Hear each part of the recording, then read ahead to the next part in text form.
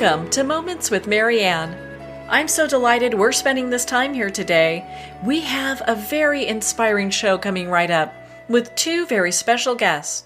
Our first guest today is author John Snyder, and he's here to share with us his Christmas stories. Now, John knows how to pen a story that's filled of love, hardship, and reconciliation that will leave readers filled with Christmas joy.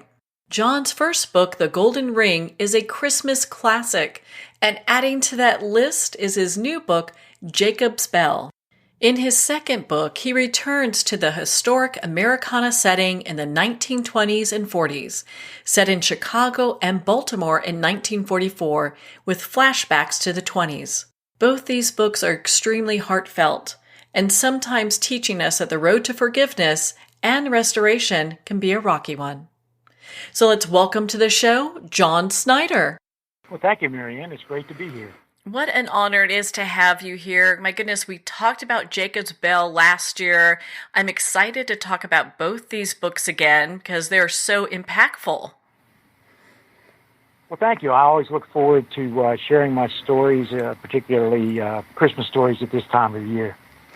Well, let's start with The Golden Ring, and the journey with that. Like, what got you even hearing the story or interested in it? How did that happen? Well, actually, it was kind of a freak thing. A number of years ago, at Christmas time, I was visiting my grandmother in Western Maryland, in a small mountain town up there called LaVale.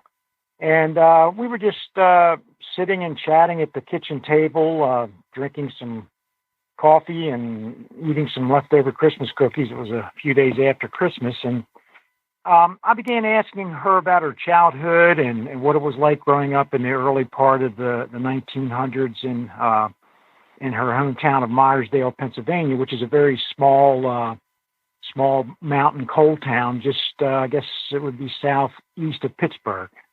And she told me this most remarkable story about a Christmas in 1918 when she was about 9 years old. And I was just so intrigued with the story as I listened to it that after our visit, I was visiting from Washington, D.C., where I was living in that area at the time. So it's about a 2.5-hour drive to LaVale. And I was so intrigued, I told my wife and two kids that we're going to take a side trip. So we went in the opposite direction to Myersdale, Pennsylvania. And I just wanted to go up to the town because, I was so moved by the story. And so, we drove in the opposite direction to Myersdale, where my grandmother grew up and where my father was born, actually. And the town remained a lot like I remembered it as a child when I'd go up there to visit my great-grandmother, Elda Beale. And when I arrived at the address of my grandmother's memories, I discovered that the house was gone. It was just a vacant lot, although I remember the house as a child. And I stood there. There was a little snow coming down, so it was kind of a neat moment. And I tried to visualize my grandmother's home and replay her story in my head as I stood there. And then I was obviously jerked back in the car and told, "Let's go," Oh yeah. I just want to get home. But I kind of replayed that in my head the whole way back to Washington. We were listening to Christmas music, and I was just playing this thing through my head. And I thought, what a wonderful story it would be to write down and just for the family.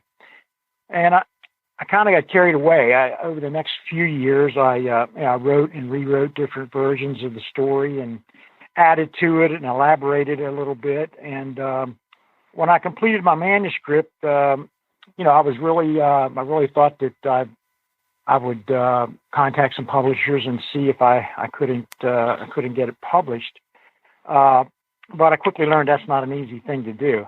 So I contacted a number of publishers. I couldn't find anyone interested, and the advancing age of my grandmother served as a very strong motivation for me to complete my mission. So I knew that soon, time would take her from us, and I was unable to find a publisher. So I decided that for the first year, I was going to publish it myself. So I laid out the book and got 5,000 hardcover copies printed, and waited, with the anticipation for the books to arrive from the printer. And when they did, I made the 2.5-hour trip back to my hometown to visit my grandmother and give her a copy of the book. And I just couldn't wait to see her face as I handed her the copy of the finished book. And I have a vivid memory of her. She had on a bright red dress, and she had a big smile on her face. And I had arranged for a reporter and photographer from her local newspaper to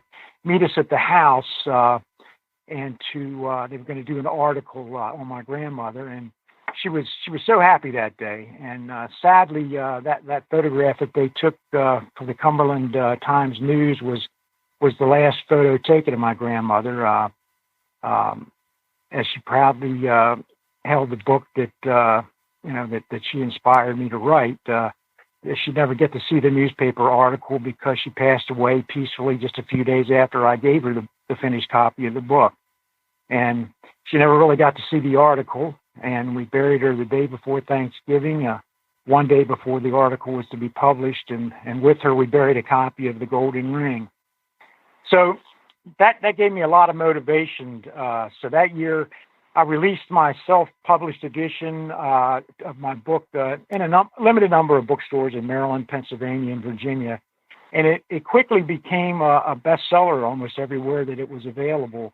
And I sold out my inventory that year. The following year, I got a lot of publicity and things, so I thought I was going to try to do something on a larger scale. So I mortgaged my house, and I had 30,000 hardcover copies printed.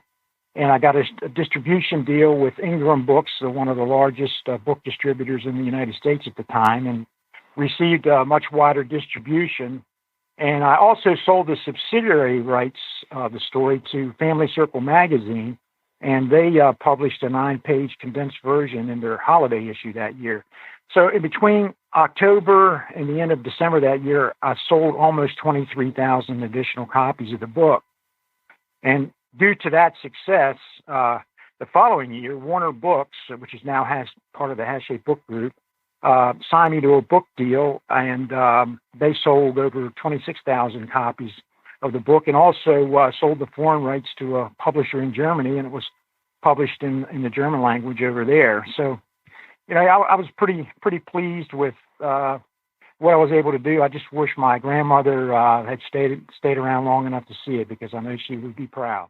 So why don't you share for our listeners a little bit about the story? Like how did it come that you guys, you and your grandmother, talked about this story? Well, I have so many wonderful Christmas memories from my childhood. We would always go to my grandparents' house Christmas Eve and Christmas Day, and it was a very special event. And I had this love of talking to older people about their childhoods and how they grew up and what it was like. And so it wasn't unusual for me to talk to people about, things of history, but never really talked to her about her childhood at Christmas time. And so the book is set in 1918 it's a small coal town, as I mentioned before, in the mountains of western Pennsylvania. And it focuses on the Beale family and my grandmother, Anna, at the age of 9. And she had 5 siblings and, of course, her mother and father. And she had a very special and close relationship with her father, Joseph, who was an engineer on the B&O Railroad. And throughout the story, their relationship becomes even closer as they share a series of mysterious and puzzling dreams where Jesus appears in the dreams, and he's talking about the giving and receiving of a special ring. And they both share this series of these dreams. Their search for the meaning of these dreams leads them on a journey that even caused them to share a more emotional and more close and bonding Christmas experience. And really, it lived deep within my grandmother's heart for the next 80 years. She didn't tell anybody about it, until I asked. And and I'm really glad I did. And I encourage people to do this. I encourage people to talk to their older relatives and get these stories and write them down, because once they pass, these stories are gone, and they're gone forever. And it was such a rich part of our history, back in that time, and it's a shame to let these stories pass without having them memorialized. So the story basically addresses the goodness that comes from giving, the true meaning and spirit of the holidays, and it takes us back to a nostalgic time when things were simpler, and it's a book that really it's a family story. It's a book the entire in fact, I have a lot of people that read it together as a family aloud. But it's a story the entire family can enjoy, from grandparents to parents and down to children. What a great story that is. And when you look at just the impact that your grandmother had, did she also help consult with the book at all? All through the writing of the book, she was kind of my technical advisor. I would call her and ask her, did you have electricity, and did you have a bathroom, and all these different questions about the time period that she really helped me out with. And she was familiar with the way the story was going, but I was so happy when I was able to actually hand her a hardcover copy of the book. And I remember that day very vividly. She had on a bright red dress and a big smile on her face, and you could see the pride in her face when I handed her the book. And I had arranged for a photographer and a reporter from her local newspaper to meet me at her house. They were going to do an article for the Cumberland Times newspaper, and they snapped a photo of my grandmother holding the book, and unfortunately, she never got a chance to see the article because she passed away peacefully just a few days after I gave her the finished copy of the book. We buried her the day before Thanksgiving, and with her we buried her copy of the golden ring, and so it was that was kind of sad that she didn't get to really see what happened afterwards, because there was a lot of success that came from that. That year I released the self-published edition of my book into a limited number of bookstores in Maryland, Pennsylvania, and Virginia. And it quickly became a bestseller almost everywhere that it was available. And I sold out my entire inventory of 5,000 books that year. So the following year, I wanted to do something on a larger scale. So after a discussion with my wife, we decided we were going to mortgage the house, and I had 30,000 hardcover copies printed, and I got a distribution deal with Ingram Books, who was one of the largest book distributors in the United States at the time, and we received much wider distribution. And I also sold the subsidiary rights to Family Circle magazine, and they published a 9-page condensed version in their holiday issue that year, which gave me a lot of publicity. So between October and the end of December that year, I sold almost 23,000 copies of the book. Then the following year, due to the book's success, I had some inroads with some publishers, and Warner Books, which is now part of the Hash 8 Book Group, signed me to a book deal for year 3, and that year they sold over 26,000 copies of the book, and also sold the foreign language rights to a German publisher who published it in German, in the German language in Germany. So, I was really proud of what I was able to accomplish with the book. I just regret, and I'm so sorry that my grandmother didn't get to see that success, because I know that she would really be proud. Well, I'm sure she's looking down on you from heaven, just thrilled with what you've done with this book and how you've moved it forward. I even understand that there was some interest in a movie for it. Yes, actually, I'm still working on that. That's almost that's a lot harder than even the publishing thing. But I've written a screenplay based on the book, and actually the screenplay was selected as a semifinalist in the Search Screenwriting Awards and made it to the top 25% of the Page International Screenwriting Awards out of thousands. And it's been optioned twice. I haven't got it produced yet. I had some real interest from Ecolate Movie Studios, worked with the president, Jeff Sheets, out there, and he was in love with the story. But unfortunately, Echolite ceased its production operations, and now they're solely a distributor. And he left the company, but before he did, he introduced me to a producer, Dan Angel, who is with Fezziwig Film Studios, and he's a multi-Emmy and Peabody Award-winning producer, and he's he's really behind the project, and we've been working on finding funding for the project ever since. So we've come close, and we're hopeful, but it's just really difficult these days. The movie industry and the publishing industry, because of technology, have really changed a lot over the last decade or so. Yeah, that has really made some huge adjustments and changes. And so it's interesting just how much The Golden Ring and your second book we'll talk about here in a little bit, Jacob's Bell, how they've made such a huge impact during the holidays, but also year-round for people, even though they're both Christmas stories.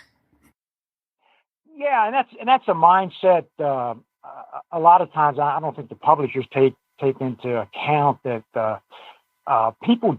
It might be a Christmas book, but a lot of times at Christmas, people are really busy and they don't have time to sit down and read a book. So many times it's after Christmas till they read it, or it might even be the following year before Christmas. But people take them to the beach. I mean, people read. It's fiction, so it's you can read a story about the winter in the summertime and summer in the wintertime. I don't think it really matters. But yeah, people have told me they've taken them to the beach. And then, like I said, it has wide appeal among the readers. It's families read it together aloud. It's appropriate for grandparents to parents to children. And it's been really well received. A lot of good reviews. So let's talk about Jacob's Bell. What was the inspiration behind that book? Well, unlike The Golden Ring, it wasn't based on any. I just love Christmas, so I'll see something, and I always have liked the sound of the Salvation Army bells ringing at Christmas time, and it takes me back to when I was a kid, and.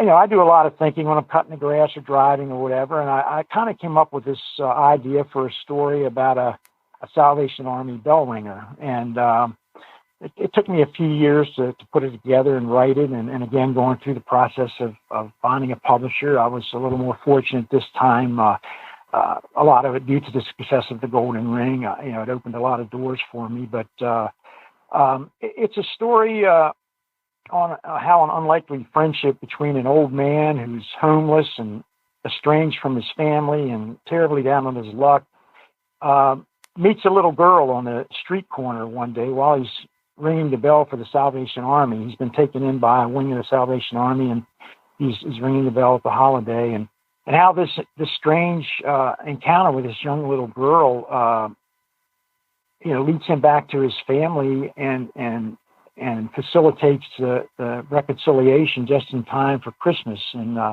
something he had longed for many years. So when you talk about Jacob's Bell, I know it's been described by many as a heartwarming Christmas story. Is there a friendship that develops between the little girl and the elderly man? Yes, actually, Jacob McCallum is the character's name.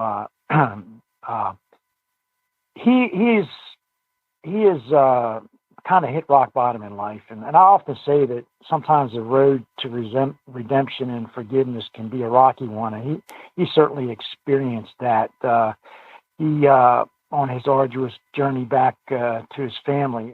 At one time, Jacob had it all. He was a very wealthy businessman in Chicago. He had a wonderful family, and he was one of the most respected businessmen, in the city.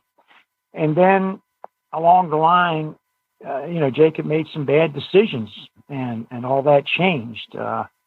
And as you enter the story, Jacob is riding a freight train. He's riding from the west back to Chicago, and for the past 20 years, he's kind of been in and out of an alcohol-induced haze.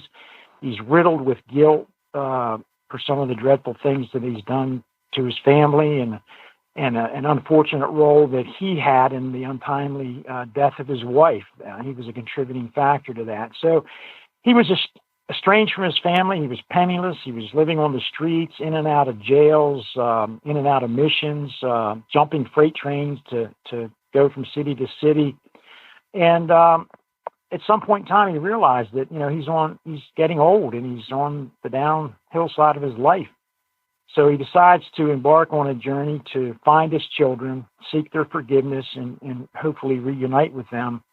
And it doesn't go so well for him. He's rejected initially, and his sons still live in Chicago. His daughters moved to Baltimore, so he's trying to make amends with them, and it's just not going too well. And so he's kind of taken in by a pastor at the Salvation Army mission. And he struggles to transform his life with the help of this Salvation Army official to overcome his demons and kind of forgive himself, but not without a fair number of setbacks. And then one day he's ringing the bell. He's in Baltimore looking for his daughter. He didn't have very good luck with his sons. And he's ringing this bell on the street corner, and this little girl kind of is standing across the street and looks at him, and she just keeps looking at him. And finally she comes across, and over a few days, they become very, very good friends. And it's through this meeting with her that he learns a lot about humility, and he learns a lot about family, and actually through a series of strange coincidences, this little girl leads him back to his family and facilitates his forgiveness just in time for Christmas. Do you feel that this story is really relevant for today? Yes, it is, because family dynamics. It's we have it in every family. There's problems, there's issues. The holidays sometimes can make them better. It can make them worse. I think it magnifies a lot of these things. So, I think it does. And the whole message in the book is forgiveness, and how that empowers not only the person that you are forgiving, but it also empowers the forgiver. And I think it has a lot of relevance today. And with all the issues we have going on in our lives, with addictions and homeless families and families that are broken up. It just I don't think anything changes. The stories change, the time changes, the addictions may change, but in the end, the glue that holds a family together are love, faithfulness, forgiveness, these types of things, and I don't think that changes over time. So I think it's every bit. This particular story is set in 1944 with flashbacks back to the 20s and the 30s, and like I say, I think times change, things change, but I think the constant in all of our lives is family and love and forgiveness and all the good things that hopefully we were taught when we were young. Well, it's interesting because the story does show a lot about forgiveness, where maybe some people have been taught that, but not everybody is. So it's a life lesson that I think a lot of people can learn. Yes, and also, we have a tendency to be really hard on ourselves too. We have a lot of people have difficulty forgiving their own self for things that they've done through life, and I think we all have that from one degree to another. Some less, some a lot more. We have guilt about things, and maybe things that maybe we had an argument with somebody and it didn't end well, and we've now years have passed and we're still harboring these feelings. And forgiveness is a gift. It's a gift for both the giver and the receiver. Now, it's interesting because Jacob Bell is really realistic with the number of setbacks that people encounter in overcoming addictions, and he goes through the same thing. Was that done intentionally?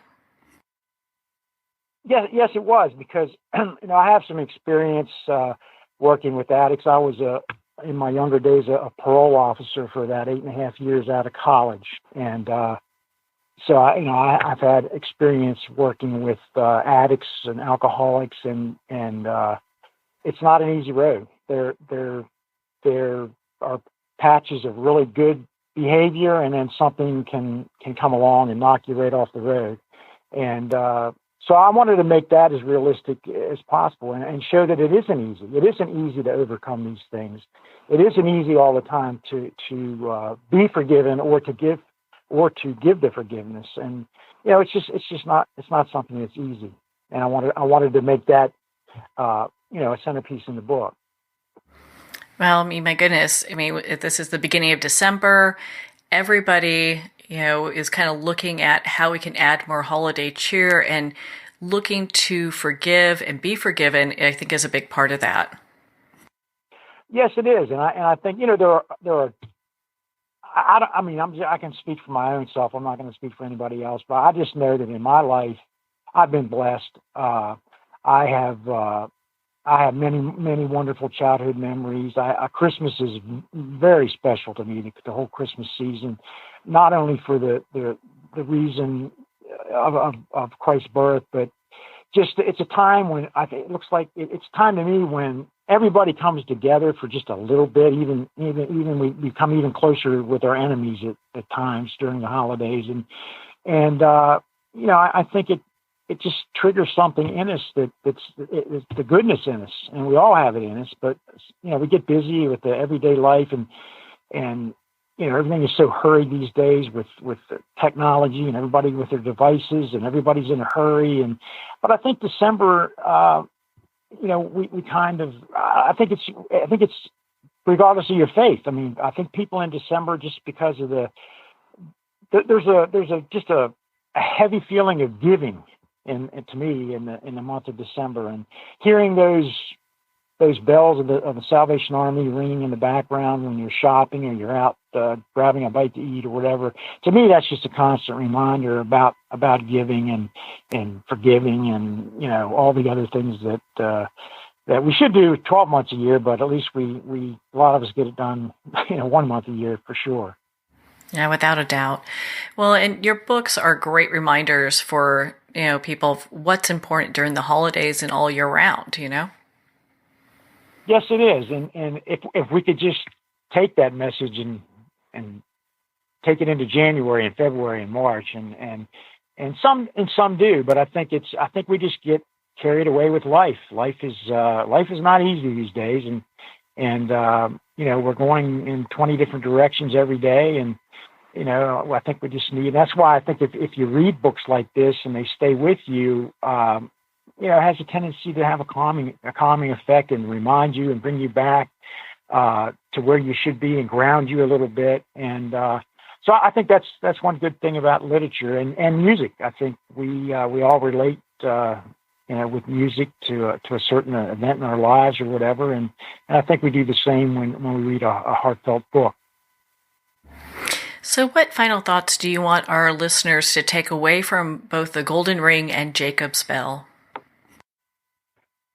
Well, I want it to remind both the books to remind people of the goodness that we have in our hearts. I think both of these stories play that out. That we're all capable of good, we're all capable of giving, we're all capable of forgiving, and sometimes we just need to remind ourselves that. And I think that these books do a good job of that. So if someone wants an autographed copy, how do they go about getting that? Well, if for The Golden Ring, if you go to my website, www.johnsnyder, that's JOHNSNYDER.net, you can purchase a copy of The Golden Ring there, and all those books are signed. Because of my agreement with my publisher, I'm not permitted to sell my Jacob's Bell on my website. But if you go to my website and you click the Jacob's Bell link, it gives you links to where you can purchase Jacob's Bell online. It should be available in all the bookstores, particularly at the holiday time. And for Jacob's Bell, there's a special section on my website where if you buy the book, you can click this link, and I have these book plates. If I'm not at a book, you don't buy it where I'm having a book signing. I have these book plates. It's a crack and peel nice label with the title of the book on it, and I'll sign a message in there. You can do it all online, and I'll mail that out to the readers, and they can put it in the front of their book. That's so awesome that people get to have that and have that as part of the book. You know, my goodness, John, we can spend all day talking about your books. There are great resources, fabulous gifts for the holidays, and something for people to gather around and read together. Yes, and a lot of families do. They read it aloud as a family. And in fact, one of the years that when I was working on the Golden Ring, there was a radio station in Nashville that did they actually were giving copies of the book away and tickets to something else. Fathers would call in and read a section of the book and to their kids, and they would actually record it, and it was a pretty neat thing. But I get a lot of feedback from my readers that they bring it out every year. They read it as a family every year. And, it's been a number of years since this was published, but I still get emails and letters and cards from people that thank me for writing it. And, that is really what you want to receive as an author is you want to have touched people, and when they tell you how they've touched them, it's very rewarding. And sometimes I get letters about my books, from people, and something in the book made something better in their life. And I would have never figured out why or how, but they explained it in their letter. And it's very touching to hear that something you wrote affected somebody in a positive way, and they're thanking you for that. So that's very rewarding. Gosh, what an impact that makes. That is just so impressive. Why don't you share your website one more time for our listeners so they know how to connect with you, learn about the books, and be part of your community? Okay, yeah, they can go to John Snyder, John Snyder, SNYDER.net. And you can sign up for my newsletter there if you care to. There's a lot of information about my background, a lot of information on why I wrote each of the two books. There's a lot of, like I said, you can read the first few chapters of each book there. You can read some of the other books, chapters of the books that I'm working on now. And, there's press clippings, there's reviews, there's reader reviews, media reviews. There's a lot of information. It's a very comprehensive website. So, I invite people to go there and to surf around and hopefully sign up for my newsletter and stay in touch with me. I love to hear from my readers. Well, John, thank you so much for taking the time to be on the show with us here today. Well, Marianne, it was my pleasure. I truly appreciate it, and I want to wish everybody out there a Merry Christmas and a Happy Holidays, and I hope that you're able to spend them with your family and your loved ones, and that you can appreciate the true meaning of the holiday and have some memories of your own. And remember, when you're gathered around and you're talking to your great aunts and uncles and your grandmother and grandfather, if you're still fortunate enough to have them, ask them about their childhood Christmases, ask them about their childhood stories, and write them down for your children. And because, like I said before, if we don't, these stories, they evaporate into thin air when these people are leaving us. Well, John, thank you so much for taking the time to be with us here today. I just love your stories. The Golden Ring, A Christmas Story, and Jacob's Bell, A Christmas Story are must-reads for the holiday season. They make the perfect stocking stuffer. If you'd like to learn more about John, you can connect with him on his website, johnsnyder.net, for more information. Well, on that note, we're going to pause here for a quick break. You've been listening to Moments with Marianne. We'll be right back after these messages.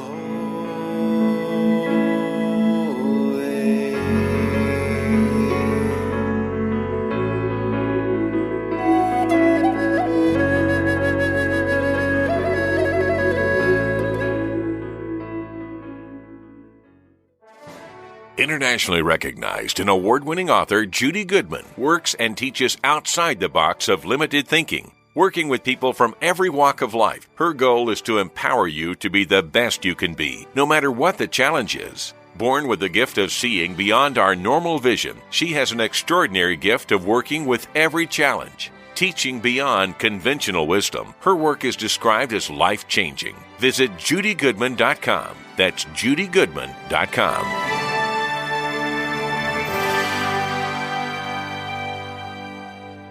There comes a moment when you realize you're somewhere special, when you discover that each beautiful creature that you see has been rescued from a life of absolute horror and brought to this incredibly free place. Here's where their lives were forever changed and where yours will as well. Discover over 500 tigers, bears, and lions at the brand new visitor center at the Wild Animal Sanctuary just outside Denver. For more information, visit wildanimalsanctuary.org. Discover true freedom at the Wild Animal Sanctuary. There are nearly 2 million Americans living with amputation. Many live right here in San Antonio. Becoming an amputee can be scary, frustrating, isolating, but there's no reason to feel alone. The San Antonio Amputee Foundation is here to help support you and guide you toward resources such as home and car modifications and even prosthetic limbs. For more information or to make a donation, visit saamputee.org. We'll help you live a full, active life, one step at a time. San Antonio Amputee Foundation, healing limbs, hearts, and souls.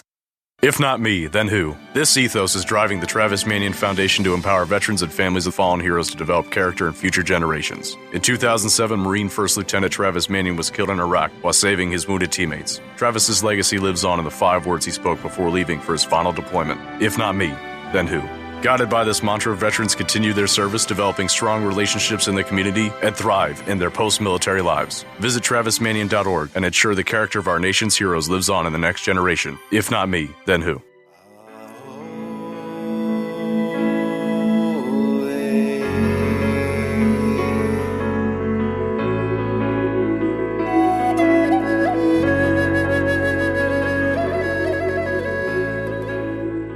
Welcome back to Moments with Marianne. We're here today with our next special guest, Corin Grillo, and she's here to share with us her new book, The Angel Experiment, a 21-day magical adventure to heal your life.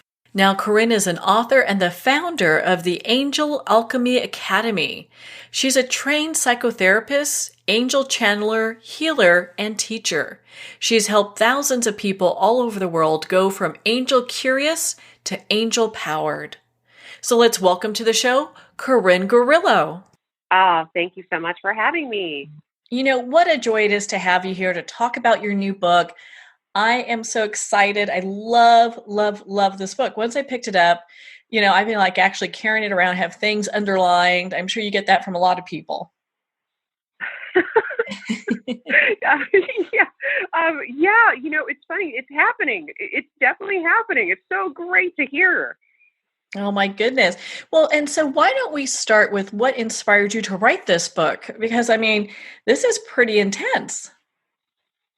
Is it? You think it's intense? Oh, it's a good great. intense. It's a good intense. Yeah. Well, you know, I've been working with the angels for a while, and really, it just, as usual with almost everything in my career now, the angels inspired me to write it.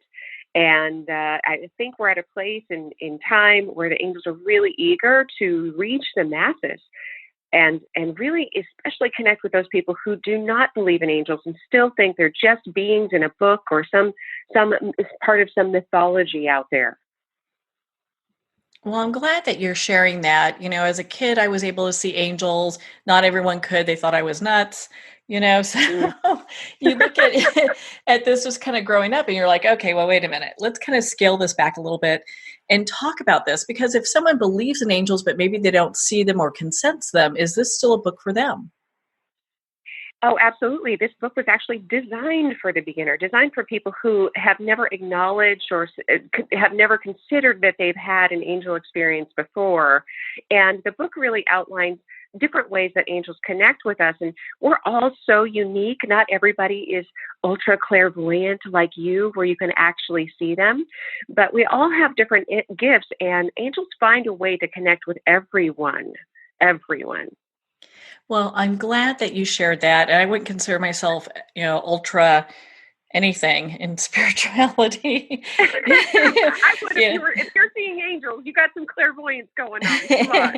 There's something happening. Who knows what. Well, when was your first time that you realized that you had that deep connection? Because I know it's different for a lot of people. Yeah, well, for me, it happened with a massive miracle that I witnessed. It was an angel experience, and it was after that that I realized I was in communication with angels, and the way that they manifested for me was a lot through presence, through feeling. So I would feel a different energy wash over me, and this wave of peace.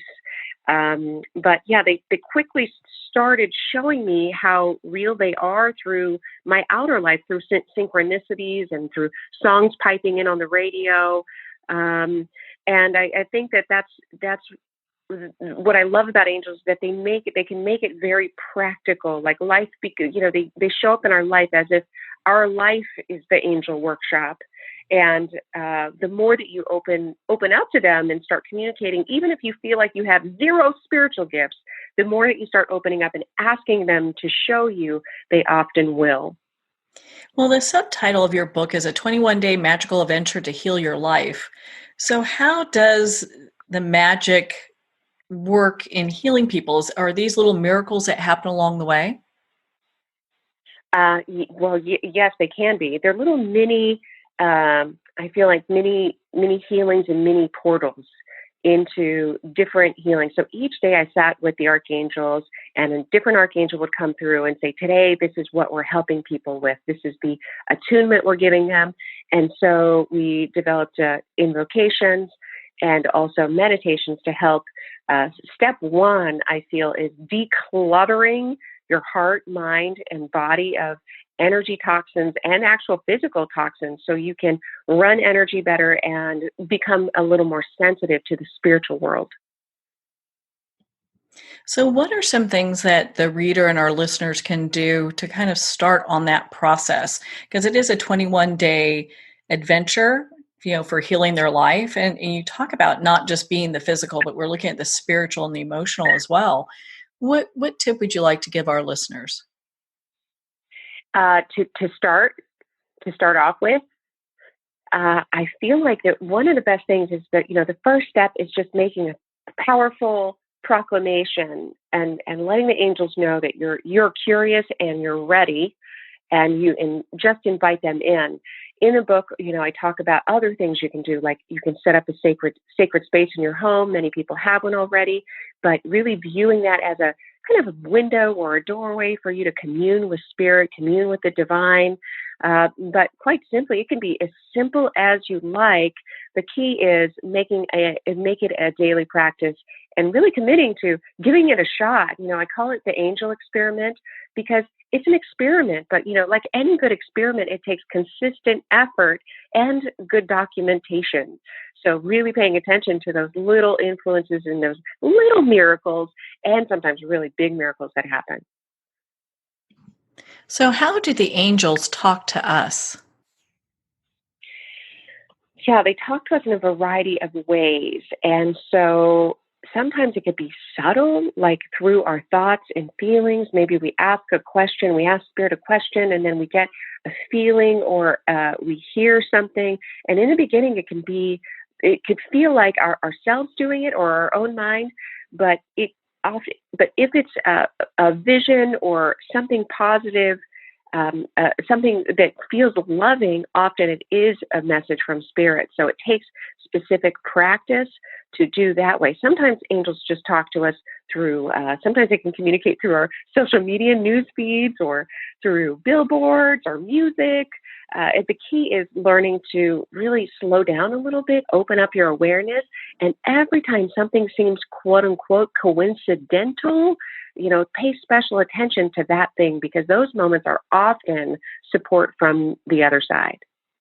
Well, you brought up something I have a question about. So when we talk about social media and the angels, it almost seems like they don't really go together. Most people would think like social media could be the root of all evils. So how are the angels working in social media to connect with us? You're right. Yeah. Some people think social media is the root of all evil. Some people think corporations are the root of all evil. Money is the root of all evil. But again, it's how we use it. And I believe angels will work through any medium to get our attention. So you may have had an experience where right at the right time when you needed some support and guidance. You may be strolling through your news feed if you do social media at all, and you see a quote, exactly what you needed to hear at the right time. To me, those moments are often indicative of spiritual guidance and divine guidance. Well, and you kind of touched on something a little bit earlier too that I'd love for you to share with our listeners, because I was a little confused. And so when you talk about like the differences between prayer and invocations, what's the difference between the two of them? Because I think a lot of times people get confused with that. I know I did until I read your book. Yeah. Okay. So here's how I learned about the difference, and it's a real serious, like, energetic difference. It's an energetic pattern that we can pick up on, but I'll describe it for you. Often, how people do prayer is when they're in a great time of need, and they say, "Oh, please help me with this."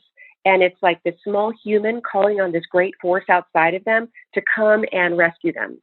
That's often the energy that people bring to it. And it's kind of like a separation between you and the divine, whereas an invocation acknowledges you and your inner spark as an embodied, part of the divine as well. And so what you're doing when you're invoking, and invocations sound a lot like prayers. It's really our intention, which is you're inviting this beautiful force of love to come and activate you, to activate your life, but you're bringing it inside of you. So it's like you're including yourself in this magical equation versus begging and pleading for rescuing and support. Now, I do both. I pray all the time.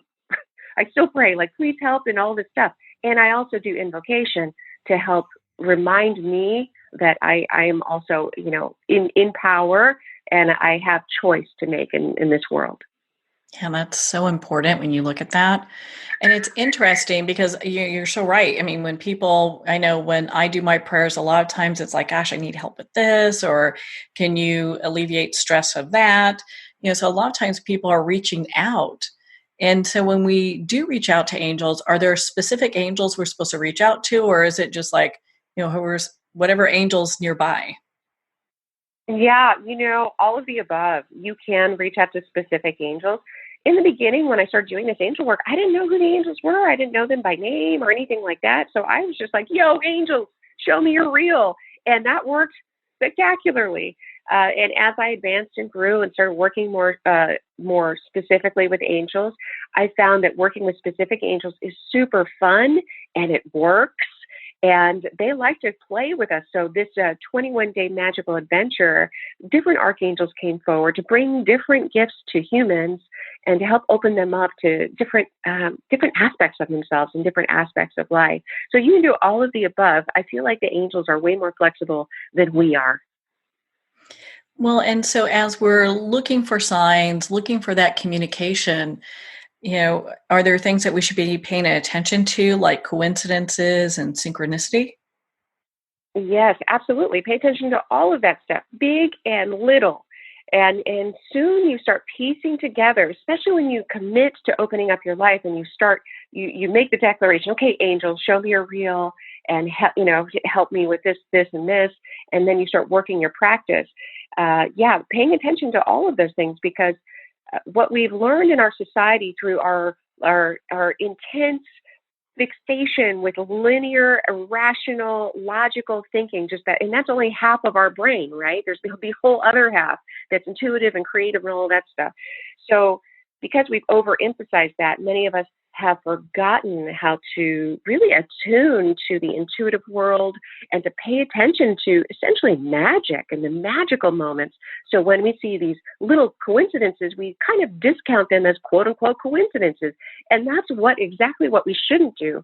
We should acknowledge them as magic, as, wow, that was amazing. Write it down. And when you piece those moments together, you'll see this beautiful tapestry of divine support. So as we're working our 21-day adventure, what are some of the things that we need to have in preparation? Are we doing journaling? Are there certain things that we need for when we do our prayers and invocations? Yeah, I mean, I make some pro tips for success. I make some suggestions in here. So one of them is creating a little sacred space in your own home where where you can indulge and play with the angels. Another one is having a journal, especially for this one, because this is an angel experiment. And it's really all about proving to yourself that you're supported by angels. And so with that, you're supposed to, write down all the any synchronicities and all the cool things that happen. But really what's most important is just keeping an open mind and a readiness to play and a commitment to do this every day for 21 days. Most of us don't have the capacity or kind of, let things fall off the wagon. So I really try and ask people to commit to seeing this through, because miracles literally happen for people. Amazing things literally happen for people the more that they apply these techniques and practices. So can angels help us with certain things like discovering our purpose or our soul mission? And if so, can you explain for our listeners what those things are? Yeah, absolutely. And so, for sure. The fact that I'm talking to you now and doing what I do, this is a really bizarre series of extraordinary events, all because of I feel the angels and the guidance that I receive. This life looks nothing like the life that I was living too long ago. I suffered massive depression for most of my life, and my life was pretty rough for most of my life until I encountered the angels. So even though I'm doing what I'm doing now, it's not.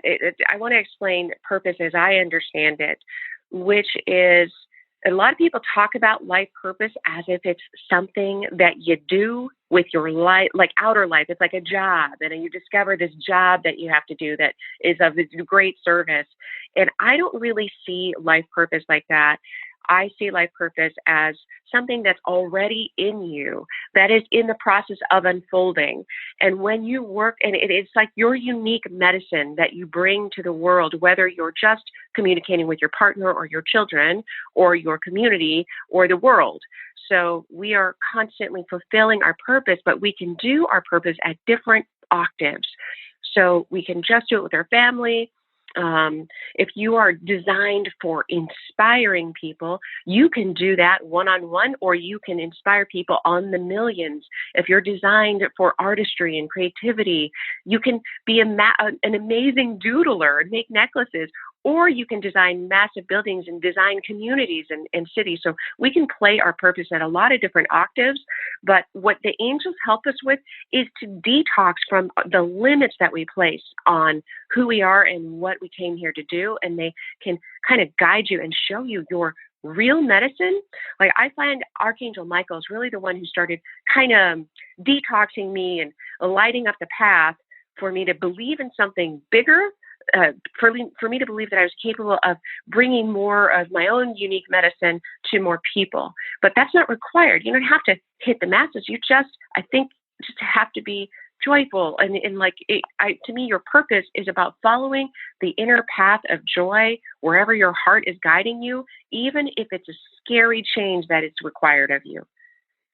It's interesting. It's usually those scary changes that are the pivotal points in our life that push us to another level. And so you look at that, and it might be scary at the moment, but we look back and we're like, hey, the angels have my back. I got through that. Oh gosh, so much so. Yes, I talk to a lot of people, and how I talk to them about it is that, do work the path that's a little terrorizing, or maybe a lot terrorizing, but also extremely exciting. And that, if you have both of those elements, the answer is yes, follow that path, because that's very much what I have done, what so many of the other people that I know have done that have kind of breaking through to more peace and joy in their own life. And, for me to be so public now is already just, wow, that I had to walk through many thresholds of terror in order to get that, because in real life, I'm fairly introverted. Mm-hmm. Oh, I get it. I mean, it's not, you start talking about angels, and sometimes people are like, we need to find a padded room for this one, when you're really walking your path. I mean, I get that. I've been there, but you're so inspiring. You're helping so many people. And I'd love for you to share with us, some of your personal experiences with some of your clients, because I know they've had some great miracles happen. Okay. So I have to tell you this one because this just happened. One of my students who has trained with me in the Angel Alchemy Academy, she recently, she was in a mentorship of mine.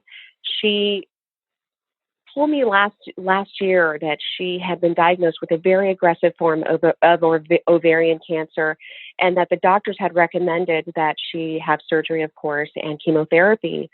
And what she did was, instead of just listening to the advice, which most of us would do, I mean, I would probably do it, she really got the strong guidance from the angels and from her soul that was not the route for her, that she was going to take a different route. So over the years, she started doing the energy practices that she learned in working with angels and with spirit.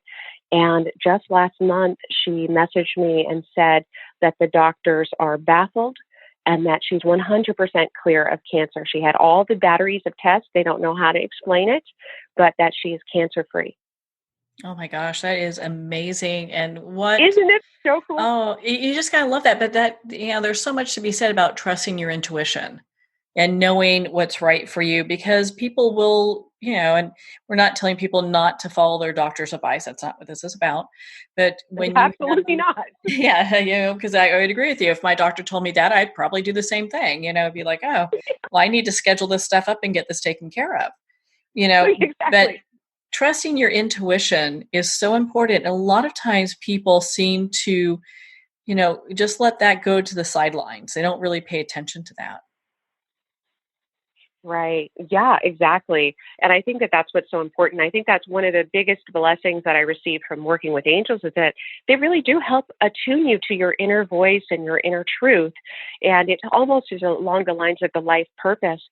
When you can hear that sweet voice inside of you that's trying to guide you and set you free and help you make different choices that are not based in fear, but are based in love and inspiration and hope and possibility, then our lives do. They change. And, as much as the angels helped me, I had to do something. I had to believe in that other voice for once, not the one that was really constantly trying to keep me small and tear me down. And so, yeah, this woman is so inspirational. The one who listens to the doctor, she's like, you know what? Thanks, but no thanks. And I have to tell you, Marianne, what's so hilarious about her is that she knew she wasn't going to do surgery. She wasn't going to do chemo, but this girl is a chain smoker, and she kept chain smoking the whole time. Wow. Because she just felt like it's part of her medicine. Yeah. So she's, I mean, on so many levels, that woman is beating to her own drum, and it's working for her. Yeah, that would probably not work for a lot of other people at all. I know. I mean, of course we're not advocating, but again, not at all. And she, when she's telling me the story, it was like a Zoom, when she told me she had cancer, it was like a Zoom thing, right? Mm-hmm. And she's smoking on our call. And I was like, well, I mean, I was trying to kind of be the voice of reason. Like, don't you think maybe you want to, but there's no talking to her. She's stubborn. Mm-hmm. She's decided what she's decided. Well, and it's interesting, I was actually really surprised. There's a portion that I know it's a question you get asked a lot, and I was a little bit shocked, with people asking you if working with angels is like an evil thing. And I'd love for you to explain a little bit about that, because I guess this is a belief system. And kind of when we talk about the lady with the miracles, I mean, she has this belief system that smoking's part of her cure. But if someone has a belief system that talking to angels might be evil, I mean, where do you go with that? Well, yeah, I mean, I don't. I'm not here to talk people into something they're uncomfortable with. Mm-hmm. But I do take issue. It does get tiring. I have to tell you, it does get tiring when people are calling this intuitive work that we're doing evil. And it's like, okay, is curing cancer evil? Is being happy and joyous evil? And it comes from a passage in the Bible from thousands of years ago, and that intuitive work, and there's a whole list of things that is proclaimed. And so I find it's really the mostly the fundamental, extreme right wing, not right wing, but extreme fundamentalist Christians that I get that kind of get that kind of heat from. So, yeah, I don't try and talk people into it. I just say to each their own, do what's bringing you joy and bliss, but definitely try not to step on other people when they're doing their best to bring some good to each other. Yeah. I mean, because it really is an interesting thing because people are doing different things. And, there's that saying, I know I've used this before, but, if the ocean is enlightenment, there are many rivers that lead to it, so whatever works for one person may not work for somebody else. Exactly. Yeah. And my, I don't come at this angel thing from a religious perspective. I feel like the angels transcend religion. Many religions across the world, including indigenous cultures across the world, acknowledge that there are benevolent beings here to support us. And so I do my best to strip away the dogma from it and take it into actual real world practice, support, healing, and love. Yeah, without a doubt. Is that some of the things you want not only listeners, but our readers to take away from your book and the work that you do? Well, which part? That you really about love, about being, that really it's a message of love.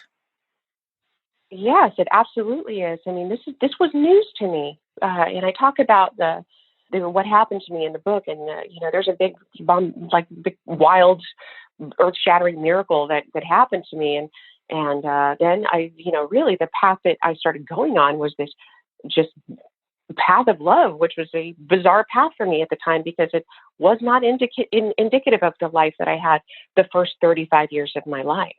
Mm-hmm. Yeah, it's all about love. You got to love that, right? Well, yeah, you got to love that. Well, and here we are, we're coming up on the holidays. I mean, the angel experiment is such a great gift for a stocking stuffer or, those hard to find gifts for people. I think it's a great gift for that.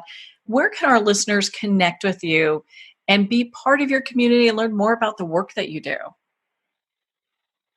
They can go to my website. They can go to CorinGrillo.com, check it out. They can get the book there as well. And also, I have a community on Facebook called the 7-Day Miracle Challenge. You can actually get the 7-Day Miracle Challenge on my website. It's a free opt-in, and it's a 7 email sequence where we step-by-step take you through how to open your life to angels. And then the book really kicks it and knocks it out of the ballpark with that. But yeah, you can find me on Facebook very easily. So Corin Grillo. Oh, Corin, thank you so much for taking the time to be on the show with us here today. Thank you. Well, thank you, Corin. It's been such an honor to spend this time with you and to talk about your new book, The Angel Experiment. The Angel Experiment is available at Amazon, Barnes & Noble, and all indie retailers. Again, if you'd like to connect with Corin, you can at her website, CorinGrillo.com, for more information. Well, we're at the end of our time today. I would like to thank everyone for tuning in. You're listening to Moments with Mary Ann. And remember, make every moment count.